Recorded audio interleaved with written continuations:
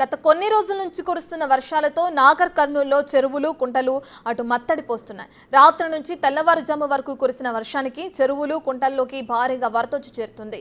వరద ప్రభావంతో చెరువులు కుంటలు అటు నిండు కుండలను తలపిస్తున్నాయి. ఏకధాటిగా కురుస్తున్న వర్షంతో తాడూరు శివారులో ప్రవహిస్తున్న దుందుభి నది ఉధృతంగా ప్రవహిస్తుండటంతో పాటు నడిగడ్డ శివారులో మరో వాగుకు వరద పోటెత్తింది. దీంతో ఆ రెండు ప్రాంతాలలో రాకపోకలు నిలిపివేశారు. వరద ప్రాంతాల్లో రెవెన్యూ అధికారులు సందర్శించి హెచ్చరికల బోర్డులు పెట్టాలని ఆదేశించారు.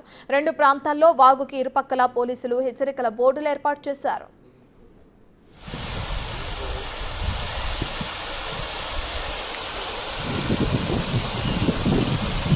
నాగర్ కర్నూలు కేసరి సముద్రం నాగనూలుపాలెం చెరువుతో పాటు అటు తెలకపల్లి తాడూరు తిమ్మాజీపేట మండలాల్లోని అన్ని గ్రామాల చెరువులు పూర్తి స్థాయిలో నిండి అలుగులు పోస్తున్నాయి.